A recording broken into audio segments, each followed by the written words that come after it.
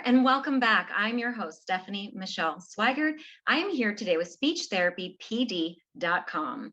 We have a very special guest here today for you. Let's welcome Mattie Murrey Tiegals.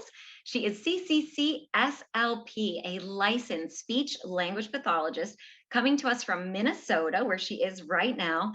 And like a lot of our other guests, Mattie wears a lot of hats. She's a speaker, a life coach. Can't wait to hear a little bit more about that. A supervisor, a professor at the graduate level, just so many things going on for you, Mattie. Thank you so much for taking time to be here with us today. Welcome to our show.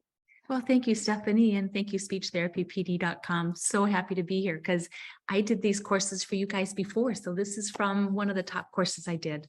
Oh, awesome. Well, we are super excited to dive into it because this is really a time where people are starting to look at their habits. It's kind of like, I want to figure out what new goals I want to put into place. What do I sort of want to leave behind in 2022? What do I want to work on to really set myself up for a successful year? So this is a great time to talk to you because we know one of those hats, you're an author of a course on SpeechTherapyPD.com, and we know it's the Sunday series, How to Stop Feeling Like an SLP Fraud.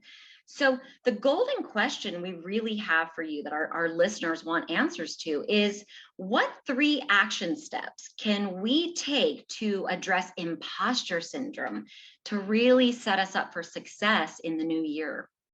This is a great question, and I'm glad you guys are asking it because with all the work I've done over the years with students and CFs and just other professionals out there, this is one mindset that holds people back. They're like, what if somebody finds out? What if I really don't know the stuff? And we have these little internal dialogues that go in our mind that just run into those corners whenever we're confronted with an opportunity where imposter syndrome arises. So 3 things to realize are, and I might add a 4th one, recognize that imposter syndrome, it's sometimes triggered by something, and it can be a big feeling or a little feeling. So the first thing on addressing imposter syndrome and overcoming it is understanding what's triggering it, and like when, where, who with, what are the settings. Begin to unpack and unravel why this is coming up.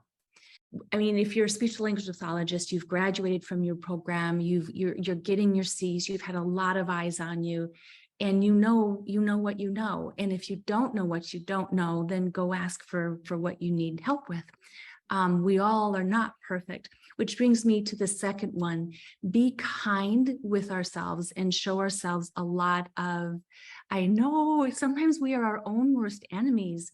Literally be kind and say things to yourself and beat down that inner critic that has those little angry, negative thought spirals that says, I don't even want to give them voice. We all have our own little negative thoughts that we say to ourselves, and learn how to take those and twist those around. So instead of saying, I don't know anything about this, or I can't do this, say, I don't have experience about this, I'm not familiar with this, and I will go learn. If you're put on the spot for something and you really don't have an answer, take a moment back and say, and develop scripts. Give me just a moment. I'll have an answer for you shortly. And be kind to yourself. You don't have to be perfect. If you had your little 4-year-old self standing beside you, what would you say to that sweet little 4-year-old self? And learn how to change those thinking patterns that you say to yourself. It's a metalinguistic skill. It's a deeper cognitive skill. So important for turning that imposter syndrome around. Third, get comfortable with failure and reframe failure as a learning experience. And get to know others who you deem as being successful and talk to them about what their path to success was like, because they, odds are, had a lot of failures as well. Reframe the failures that you encounter as learning opportunities, as growth opportunities. Social media, you're going to follow people on social media influencers, and even not the influencers, they let you see what they want you to see. There's so much more going on in real life. So understand your triggers, unpack some of that and be brave. Look in the mirror, look in the settings. Number 2, be kind to yourself. Learn to reframe those thoughts. Number 3, get comfortable with failure and really identify other people's paths to success as real as they are. And those are the top 3 strategies I have for overcoming imposter syndrome. Wow. Mattie, I took your course, and even hearing you now, like live and in person, because I listened to it, the recorded version on speechtherapypd.com, your voice is just so calm and relaxing and nurturing. I feel like it's, when I was listening to, especially with a sensitive topic like this, I feel like you're very nurturing. You're like somebody I feel like I could trust and I could talk to about this. So I really enjoyed that when I was listening to this topic, and just hearing your presentation and your presentation style. And you have gorgeous slides. I downloaded the handouts that are available. So just a reminder, this is the Sunday series course, How to Stop Feeling Like an SLP Fraud. You have beautiful slides that you can print out with a lot of great information. But the part you mentioned in your course, some of the best learning happens when we are doing reflection, and you provide a reflection worksheet.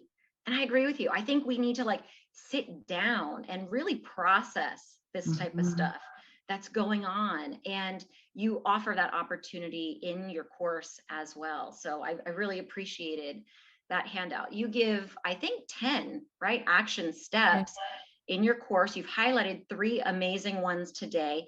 One of the ones that really stuck out to me in your course was this idea of really learning to kind of recognize your feelings. And you're talking about, learning how to unlayer, right? Unlayer what's going on. What are you triggered by? Where are you? What's the circumstances that's, creating this?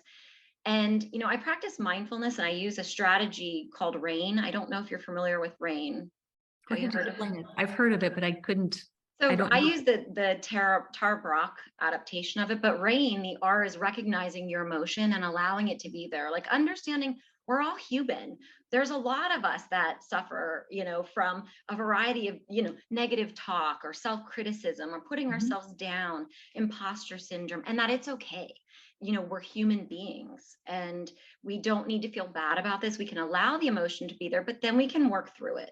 We can sort of investigate where it's going on in our body, and then N is nurture ourselves, give ourselves that nurturing, so that we don't allow it to take over our lives. We don't see the emotion come and then become reactive, but we allow ourselves to work through it so that we can make, choices that are wise and compassionate, and be more available to support ourselves, to support others, and to have better connection and care. You mentioned in your course, I like how you sort of break down lack of confidence versus imposter syndrome. And you say, yes, big difference. I was learning this, and I love this. And this is what stuck out to me. This is new information to me. You say with lack of confidence, we can go to speechtherapypd.com. We can take a course. We can build our skill set, right? And that's on the external. And now, we've learned new skills to build that confidence. But you're saying with imposter syndrome, the work is inside. We have to do this inner work and build our inner resources. And I love that, because you say beat down that inner critic, right? We all have that dialogue that's constantly running in our heads. Our mind is like a TV show with a ton of channels, constantly going, right? And we can't hang on to every single thought and allow those thoughts to dictate who we are and the decisions we make. Because as you mentioned in your course, this can impact the outcome of our therapy sessions, of our relationships with people that we're working with. So we really have to kind of take a look at those inner thoughts, the things we're telling ourselves, the things that we wouldn't, like you say, tell our 4-year-old self, or I would never say to my 6-year-old daughter, right? That inner child, we wouldn't say those things.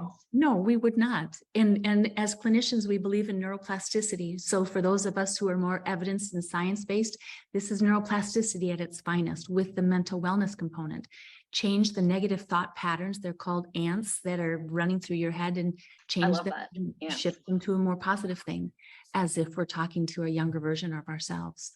Yes, no, absolutely. I actually created a course on this mental wellness for speech clinicians, and it's called the Framework to Becoming a Mindful Speech Clinician. And in module 4, I go into that. I talk about, the thought process and how we can kind of look at our thoughts, how we can label our thoughts. We can see if we have a lot of judgmental thoughts or self-criticism, and we can start to unlayer that and see what those patterns are of thinking, and then what we can do from there. Because like you say, we need to build those inner resources to be more successful.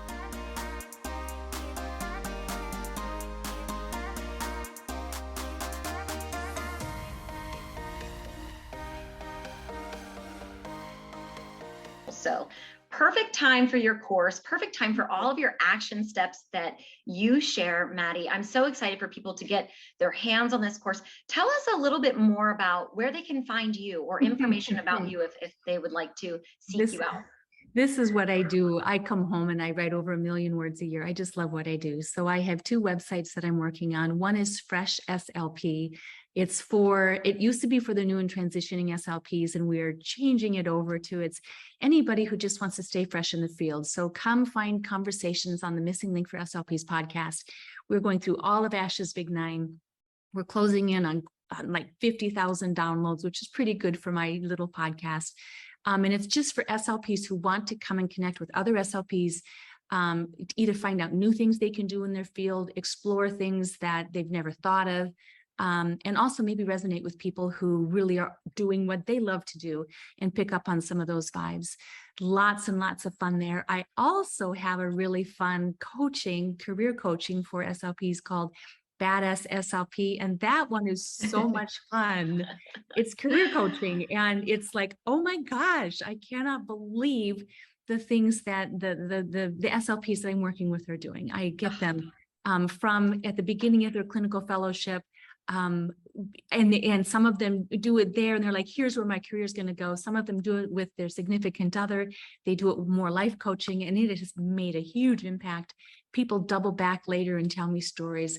I have a book coming out November 1st, Lessons on Becoming, 52 weekly reflections on how to become the SLP you want to be. And it sounds a lot like what you're doing. I'm also a speaker for NAMI, National Alliance of Mental Illness. And so I have a lot of mental wellness, really looking kindly into those boxes and not being so afraid of Pandora's box. Because once we look in and see, then we know what we know, and addressing all of that. So those are some of my passion and my purpose projects. I'm further along in my career, and this is my legacy that I'm leaving for SLPs following. I really, really want to support those coming into the field and those already in the field. Wow. Well, you are an angel. We are so grateful for all the work that you're doing. And thank you so much for just being that mentor and being that support person for all the new people that are coming into the field and sharing your wisdom and your experience and all of these extra, life components that can not only be used in the professional world, but can also be used in people's personal lives to really set them up for success and healthy well-being. So thank you so much, Mattie, for being here today.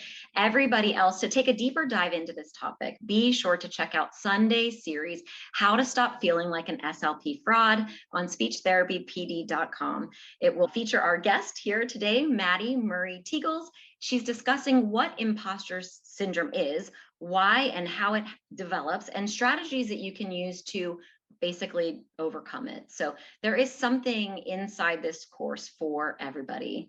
For other topics, be sure to subscribe to speechtherapypd.com. Get a 1-year subscription, and you're going to access over 800 courses live and on demand available at your fingertips. You can access these guys from your phone, your laptop, anywhere on the go, in your car. They are here for you. We have industry-leading experts to give you the answers you need to build your know-how and step up your game. If you're new to speechtherapypd.com, there is information you can see below right now for details where you can access a free course. So be sure to check that out. If you liked the episode that you heard here today with myself and Mattie, feel free to give it a thumbs up. We also want to hear from you, so be sure to comment in the comment section below. If you have a golden question that you want us to answer, be sure to go ahead and put that in so we can get those answers for you. We will see you back here next week as we are answering more of the golden questions that SLPs and SLPAs are asking. We have the answer for you.